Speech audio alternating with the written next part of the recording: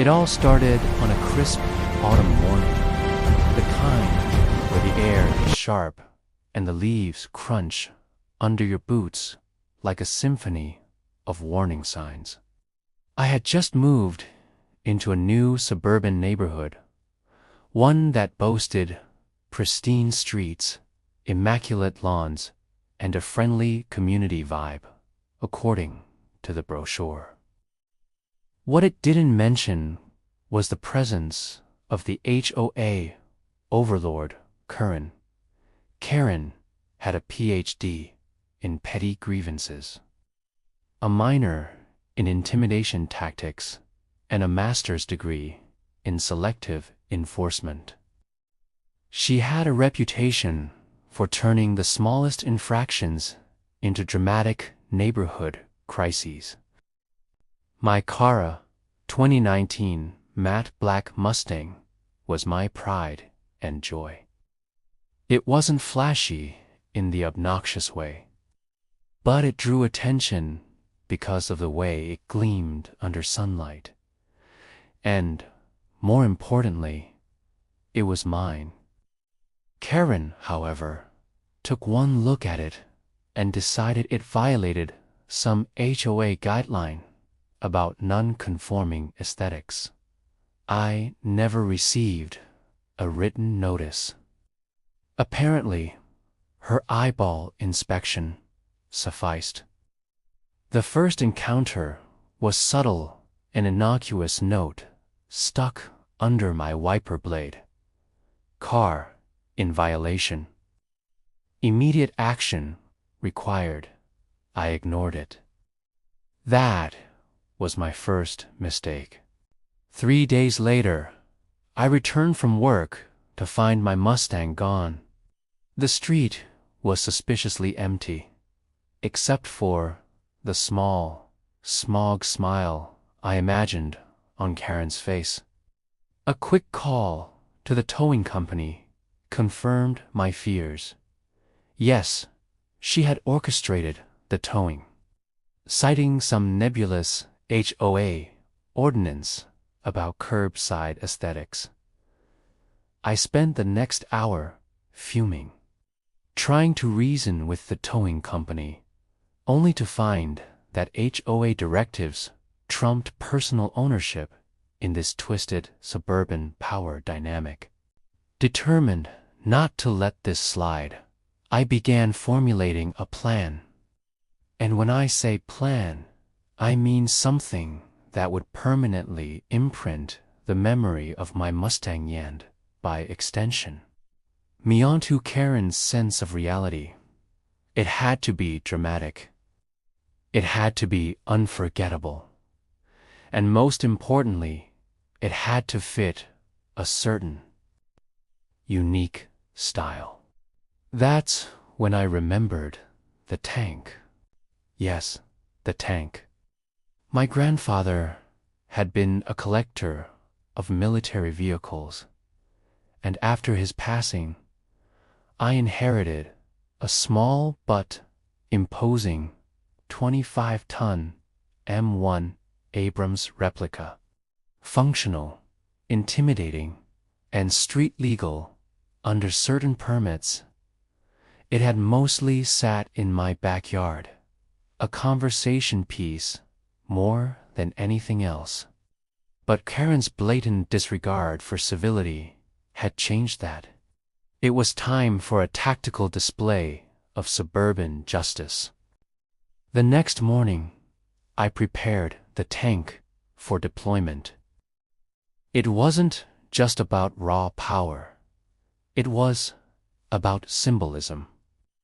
Karen had prided herself on control, on rules, on enforcing a suffocating order. My tank was the antithesis of that. With a heavy coat, mirrored visor, and a faint whiff of diesel in the air, I drove down my street. The neighbors stared, mouths agape, as the tank rumbled past their perfectly trimmed hedges and pastel-colored mailboxes. Some whispered prayers, others took videos. But no one moved to stop it. Karen was watering her prize-winning azaleas when she first noticed the shadow descending. At first, she thought it was some kind of construction vehicle. But when the tracks crushed her pristine cobblestone walkway with a mechanical growl, comprehension dawned. Her face went pale, then red, then somewhere in between disbelief and fury. I stopped the tank strategically in front of her property, blocking the street entirely. The Mustang's tow truck was still idling nearby, waiting to release my car for the right fee. "Karen," I said, my voice carrying over the low hum of the engine, "I believe my car belongs to me. Now, would you be so kind as to call it back?" She sputtered incoherently, waving her arms, shouting about bylaws and this illegal. But the reality was clear. The tank was an immovable argument, a metaphorical gavel, a 25-ton manifestation of defiance. Within minutes, the towing company called me back, apologizing for the confusion. It seemed even they were intimidated by the presence of an armored vehicle looming like a suburban Ragnarok. By the end of the day, the Mustang was back in my driveway, polished and pristine, as if it had never left. Karen, however, was not. Her HOA meetings that week were filled with complaints about threatening military equipment and intimidation tactics, though the only evidence was blurry. Videos and the lingering rumble of tracks on asphalt. No one had dared to challenge me, not even the neighborhood board, because it was clear I had one. Victory wasn't just mine, it was absolute. Word of the tank incident spread like wildfire. Soon, I was a minor celebrity in local news circles, a suburban legend for anyone who had ever been wronged by an overzealous HOA. Karen's emails and letters became more desperate, more pleading, and eventually she stopped trying entirely.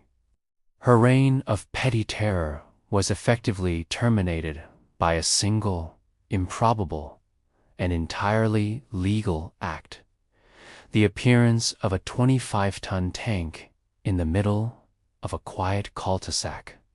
In the weeks that followed, I returned to normal life, all as normal as life can be, when neighbors occasionally wave from behind curtains, half afraid, half impressed. The Mustang gleamed in the driveway every morning, a symbol not just of ownership, but of resilience. And as for Karen, well, she still waters her azaleas. But now she does so with a healthy respect for boundaries and an unspoken acknowledgement that some rules are meant to be challenged. Emphatically. In retrospect, it wasn't just about getting my car back. It was about reclaiming agency in a world where small tyrannies often go unchecked. The tank wasn't destruction. It was a statement. The Mustang wasn't just a car, it was freedom. And Karen, for all her fury, became a cautionary tale for anyone who thought intimidation could replace common sense. So, if you ever move to a neighborhood governed by an HOA with a penchant for overreach, remember this story.